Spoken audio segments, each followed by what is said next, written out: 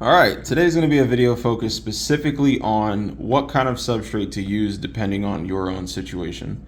I'm going to take into account two different things: the climate you live in, the climate in your house, and the climate of your species that you're keeping in this enclosure. I think all three things do play a role. And even though one climate may be one way outside, it doesn't necessarily mean that the climate inside of your house will be indicative of that.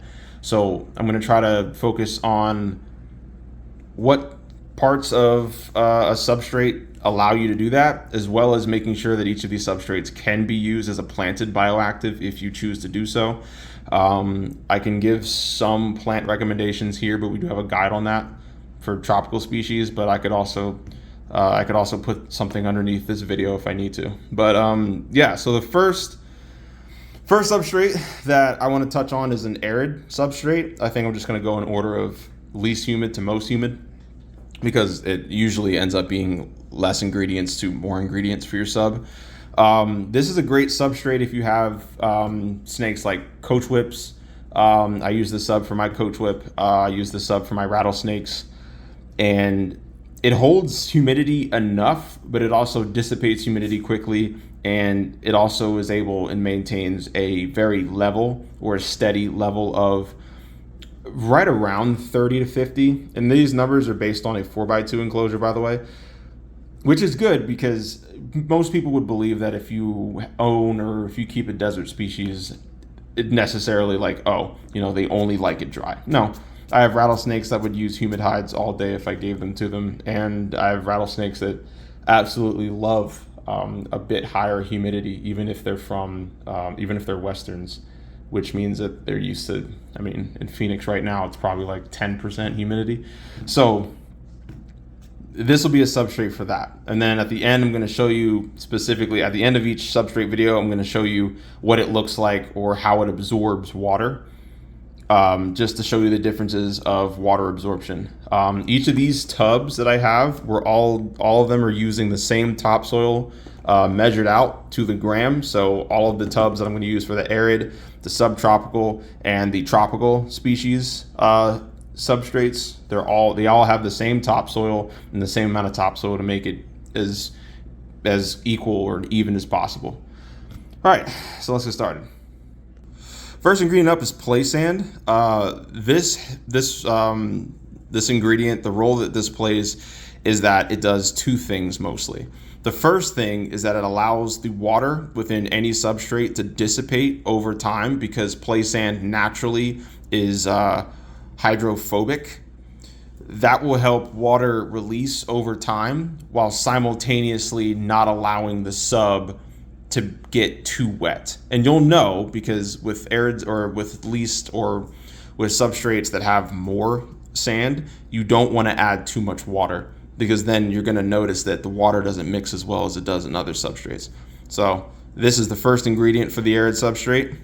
Next are pea pebbles. This is optional, although I do love putting pea pebbles in most of my substrates. The reason being is because it increases the amount of oxygenation and just the general amount of aeration of the soil itself. So that basically means that more oxygen and more water can be released out of the substrate, specifically CO2 released out, but it also cycles oxygen back in, as well as cycling out any excess moisture. This is useful for arid substrates. You wouldn't use as much for a subtropical or a tropical, but I'll show you exactly how I would do that with those.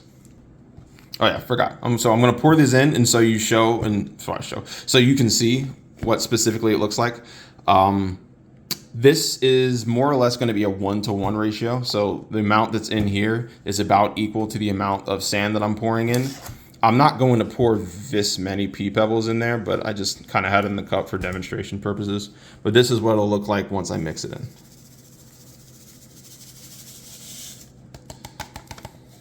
And then I'll pour a bit of the pea pebbles in there, probably about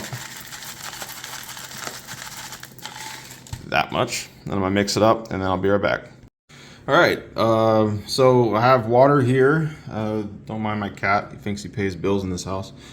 So I'll show you basically what it more or less looks like having water just poured directly into the substrate. And one thing that you're gonna notice is that initially it does not want to sink in. But because of the mixture that I have in here, the pebbles and the play sand, it's going to sit on top of the substrate, and then you'll notice that it just all of a sudden, all at one time, just pulls the water in. So I'll show you what that looks like.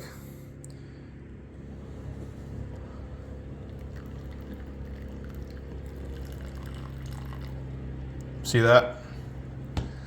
So most other substrates may do something a little bit the same, but initially, because I've made this substrate more hydrophobic than normal, it doesn't want to initially absorb it. So I just pour it all in. You'll see a big tub here, and then it's gone. And that's more or less what you want. And if you were to mix it up, obviously, the water wants to come back to the surface. Because again, this is a more hydrophobic substrate. But then what you could do, once you mix it up and everything, it'll be fine. But yeah, that's what this substrate would look like if you had a certain amount of water in it. I'll mix it up for you just so you see what it looks like after actually mixing it up. All right, this is a good representation of what it looks like when you overmix water. I wanted to show you what it looked like with too much water. See how when I still shake it up, the water wants to resurface there.